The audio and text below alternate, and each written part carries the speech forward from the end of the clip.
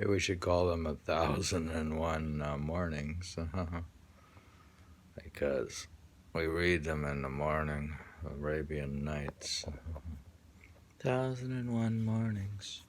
Here, if we come to night 304, and it actually says, they always say morning now dawned. So when did they read it? At the morning or night? Scheherazade broke off from what she had been allowed to say then, when it was the 304th night. Do you think she stopped and she had been reading all night long on the 303rd night, and then the morning dawned, and then she broke off? So, not sure how that worked. But then, and she continued on the 304th night. She said, I have heard, O fortunate king, that Abu Muhammad went on. Ifrit said, the good deed you did us will not go unrewarded. He then gave a great and terrible cry, after which he was joined by a group of jinn whom he asked about the monkey. I know where he lives, said the woman. On being asked where this was, he told us, in the city of brass, over which the sun never rises. The leader told me, take one of our slaves, and he will carry you on his back and teach you how to recover your bride. But you must know that he is a murid. So while he is carrying you, don't mention the name of God, or else he will flee from you, and you will fall to your death. To hear is to obey, I said.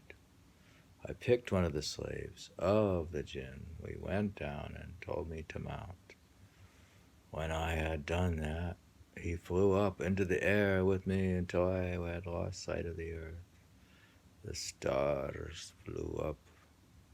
The stars appeared as firmly rooted mountains. I could hear the heavenly angels glorifying God. All this while the Marid was talking to me, distracting me and diverting me from any mention of Almighty God. Then, while I was being carried, a figure wearing green robes, with flowing locks of hair and a gleaming face, approached me, carrying a lance in his hand, from which flew sparks of fire. Abu Muhammad, he ordered me, recite, there is no God but God, and Muhammad is the prophet of God, or else I shall strike you with this lance. I was already in a state of distress from having been forced to keep silent and not pronounce the name of Almighty God. So I recited the confession of faith. The lancer carrier then struck the Murid with his lance, and he dissolved into ashes, leaving me to fall from his back down again to earth. I landed in a rough sea with crashing waves. But a ship with a 5-man crew saw me, came up, and carried me on board. No wonder these are fantastic stories. My goodness. It's like Sinbad the sailor. A sailor started to talk to me in an unknown language, and I had to make signs to them to show them that I couldn't understand what they were saying. They sailed on until evening, when they cast a net and caught a fish, which they grilled and with which they fed me. The voyage continued until they reached their city, where they brought me to stand before their king. After I had kissed the ground, the king, who knew Arabic, presented me with a robe of honor and told me, I appoint you as one of my assistants. I asked him the name of the city. He told me that it was a Chinese city called Nand.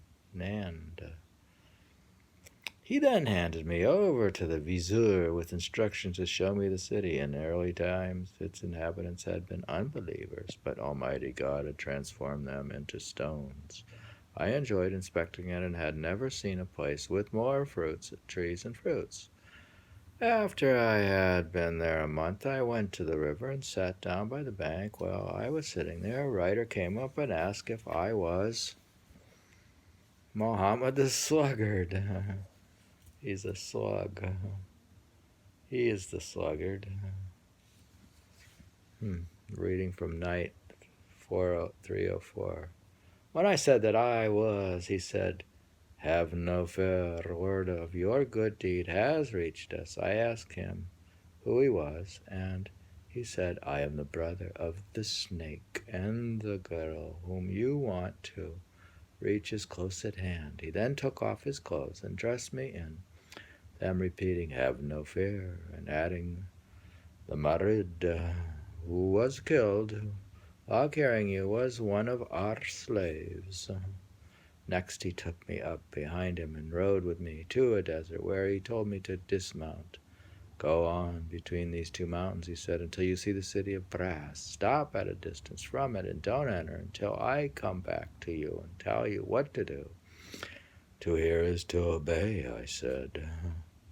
I got down from behind the rider and walked on until I got to the city. Its walls, I could see, was of brass. I started to walk around it in the hopes of finding a gate, but I couldn't discover one. While I was circling around it, the snake's brother suddenly came up to me. He gave me a talismanic sword that would keep people from seeing me, and then went off on his way. I had not been gone long before there was a loud cry, and I saw a loud number of creatures whose eyes were in their chest.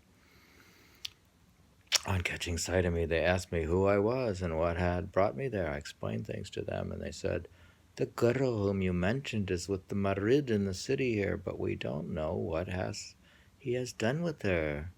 We ourselves are brothers of the snake." They went on, "Go to that spring there. See where the water enters it, and go into its channel, as this will bring you to the city." I did that, and the channel took me to the subterranean vault from which I came out to find myself in the center of the city. There I discovered my bride seated on a golden throne draped with brocade, while around the throne was a garden with golden trees. Those fruits were precious stones, such as sapphires and pearls and corals. When she saw me, she recognized me and was the first to greet me. "Master," she said, "who has brought you here?" When I told her what had happened, she said, "You must know that this damned Murad is so deeply in love with me that he has told me what can hurt him and what will help him in the city is a talisman in which if he wanted, he could kill anyone in the city, and by means of which he can force the Ifrits to obey any order that he gives. The talisman is in a pillar." I asked her where the pillar was, and she described the spot. Then I asked her what it was, and she said it was a carved eagle with writing on it that I could read. "Take it in your hands, fetch a brazier, and throw in some musk. The smoke that it gives out will attract the Ifrits, so that when you have done that, every single one of them will present themselves before you. They will obey your orders and do anything at all that you tell them. So get up and do that with the blessing of Almighty God. To hear is to obey," I said. I went off to that pillar and carried out all her instructions, as a result of which the Ifrits assembled in front of me, saying, "Here we are, Master. We will do whatever you tell us." "Bind the Marid who brought this girl from her home," I told them, and obediently they went to him, tied him tightly, and bound him back to me. We have done what you told us," they said, and then on my instructions they went off, while I myself went back to my bride, told her what had happened, and asked her if she would come with me. "Yes," she said. So I took her out through the subterranean vault by which I had found my way in, and we made our way out until we came to the creatures who had guided me to her. That's end of the night 304. We are reading in the morning. about night 304, reading from Arabian Nights, the tale of 1001 nights, but it's read as one night at a time.